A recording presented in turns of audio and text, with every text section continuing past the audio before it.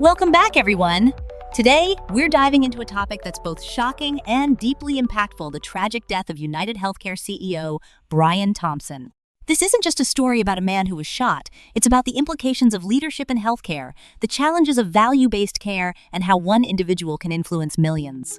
So, let's unpack this. Thompson was a pivotal figure in the healthcare industry, advocating for a shift to value-based care, which is all about keeping patients healthy rather than just treating them when they're sick. It's a revolutionary approach, right?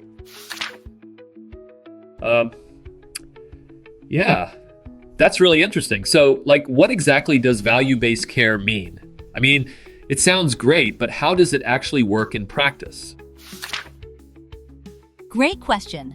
Value-based care is essentially a model where healthcare providers are paid based on patient health outcomes. Instead of getting paid for every test or procedure, they're incentivized to keep patients healthy. Think of it like a gym membership. If you go regularly and get fit, the gym benefits, right? But if you just sign up and never show up, they don't really gain anything.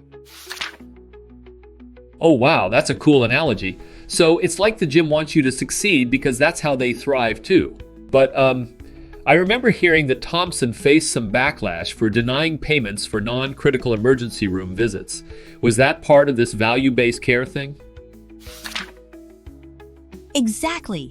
In 2021, he proposed a plan that would deny payment for non-critical ER visits, which was a controversial move. The idea was to encourage people to seek care in more appropriate settings, like urgent care or their primary care physician. But, it's a double-edged sword. While it could save costs, it also raises concerns about access to care. Imagine being in a situation where you're unsure if your condition is critical or not. Would you risk it? Yeah, that's a tough call. It's like when you're at a restaurant and you can't decide if you want to try something new or just stick with your usual order. What if you end up hating it? But going back to Thompson, he was shot outside a hotel during an investor conference.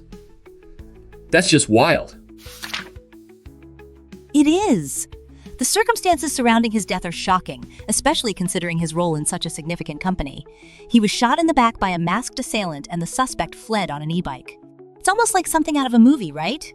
But it raises questions about safety and the pressures that come with high-profile positions. Right. It's like, wow, you think you're just going to a conference and then bam, something like that happens. I mean, it's a reminder that even in the corporate world, there are real dangers. Did they find out anything about the motive behind the shooting?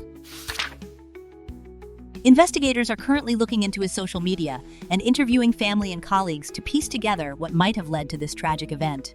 It's a complex situation, and it highlights the darker side of leadership in high-stakes industries. Wow, that's so intense. It's like you never know what someone is going through behind the scenes. And with Thompson's push for value-based care, do you think this will change how healthcare leaders approach their roles moving forward? Absolutely!